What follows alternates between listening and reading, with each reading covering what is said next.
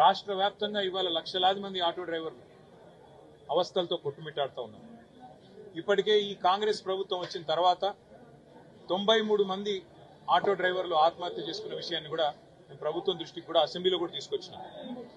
కేవలం దృష్టికి తీసుకురావడం మాత్రమే కాకుండా ఏ నియోజకవర్గంలో, ఏ జిల్లాలో, ఏ మండలంలో ఆ 93 మంది ఉన్నారు, వారి పేర్లు వివరాలతో సహా ప్రభుత్వానికి శాసనసభలోనే మేము మా పార్టీ తరఫున కూడా అందజేసి ఒక్కొక్కరికి ఈ ప్రభుత్వం ఖచ్చితంగా 10 లక్షల ఎక్స్గ్రేషియా ప్రకటించి ఆదుకోవాలని చెప్పి కూడా డిమాండ్ చేయడం జరిగింది.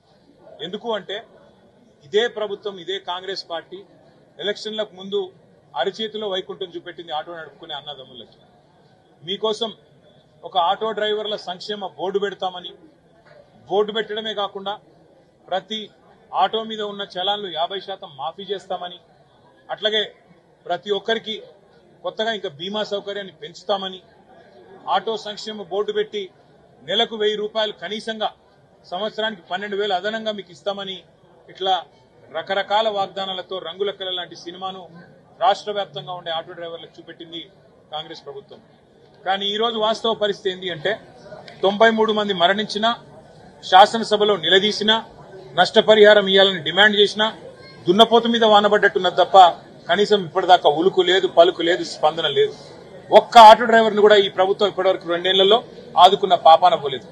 ఆటో డ్రైవర్లకు సంక్షేమ బోర్డు అన్నారు, దాని ఊసు కూడా లేదు. నెలకు 1000 రూపాయలు, సంవత్సరానికి 12,000 అన్నారు. అది సరిపోదు, మాకు ఎక్కువ వేయాలని ఆటో డ్రైవర్లు కొట్లాడుతుంటే వారికి మరి ఇవాళ ఇప్పటి వరకు కూడా కనీసం న్యాయం చేయలేదు. మన తర్వాత తెలంగాణ రాష్ట్ర ప్రభుత్వం వచ్చిన తర్వాత, ఇక్కడ ఎన్నికలు జరిగిన తర్వాత దాదాపు 6 నెలలకు ఆంధ్రప్రదేశ్ లో ఎన్నికలు జరిగి అక్కడ తెలుగుదేశం ప్రభుత్వం వచ్చింది.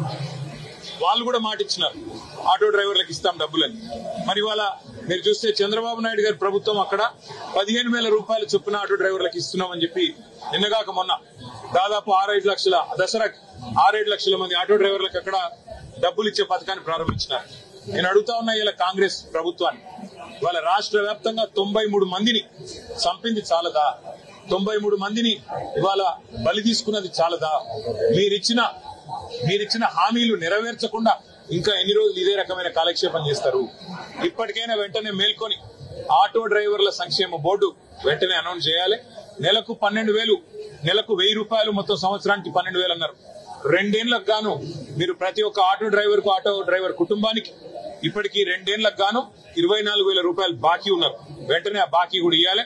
దాంతో పాటు చనిపోయిన ప్రతి ఆటో డ్రైవర్ కు మరి 10 లక్షల రూపాయల చొప్పున ఎక్స్గ్రేషియా